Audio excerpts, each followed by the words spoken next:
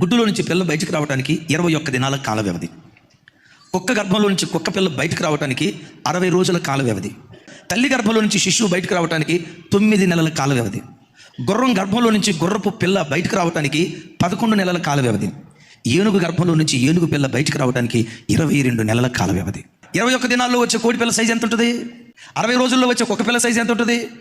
9 నెలల్లో వచ్చే శిశువు సైజు ఎంత ఉంటుంది? 11 నెలల్లో వచ్చే గుర్రం సైజు ఎంత ఉంటుంది? నా వైపు చూసి సమాధానం చెప్పండి.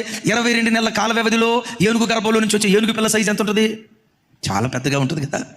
దేవుడు ఎప్పుడైనా నీ బ్రతుకులో ఆలస్యం చేస్తున్నాడంటే ఒక ఉన్నతమైన దాన్ని నీ ఒడిలో దేవుడు వేయబోతూ ఉన్నాడు. ఒక శ్రేష్టమైన దాన్ని దేవుడు నీ ఒడిలో వేయబోతున్నాడు. అందుకనే ఇంకెంతకాలం అని కృంగిపోకుండా దేవుడు ఆలస్యం చేస్తున్నాడంటే ఒక అద్భుతమైన ఈవి నా ఒడిలో వేయబోతున్నాడని నిరీక్షణతో దేవుని స్తుతించుదుగాక. మీలో ఎవరైనా నానా విధములైన శోధనల చేత శోధించబడుతూ ఈ స్థలానికి వచ్చారేమో. కళ్ళ ముందు పిల్లలు దీవించబడతారు అనుకున్నానయ్యా, వీళ్ళు బ్రతికెట్లు అయిపోయింది.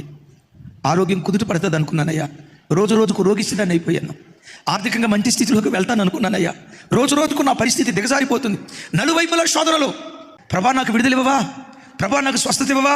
ప్రభా దీనిలో నుంచి నాకు జయాన్ని దయచేవా? ఈ శ్రమల కొలిమిలో నుంచి నన్ను విడిపించవని నువ్వు ప్రార్థన చేసేటప్పుడు కొన్ని సందర్భాల్లో కొంతమంది జీవితాల్లో వెంటనే కార్యం చేస్తాడు, ఇంకొంతమంది జీవితాల్లో ఆలస్యం చేస్తాడు.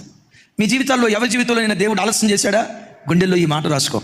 ఎంత ఆలస్యం చేశాడో అంత అద్భుతమైన దాన్ని నీ ఒడిలో దేవుడు వేయబోతున్నాడు. దేవుడు ఆలస్యం చేశాడంటే నన్ను మర్చిపోయాడేమో అని అనుకోకు, నన్ను పట్టించుకోవట్లేదేమో అని అనుకోకు, నేనంటే యేసయ్యకి ఇష్టం లేదేమో అని అనుకోకు, నా ప్రార్థన దేవునికి ఇష్టం లేదేమో, అసలు నేనంటేనే దేవునికి ఇష్టం లేదేమో, అందుకని నా ప్రార్థనకు జవాబు రావట్లా, ఆలస్యం అయిపోతుంది అని అనుకోకు. వింటున్న బిడ్డ, ఈ వాక్యం వింటున్న చెల్లి తమ్ముడా, నీ బ్రతుకులో దేవుడు ఎప్పుడైనా ఆలస్యం చేస్తున్నాడంటే ఒక అద్భుతమైన దాన్ని నీ ఒడిలో దేవుడు వేయబోతున్నాడు.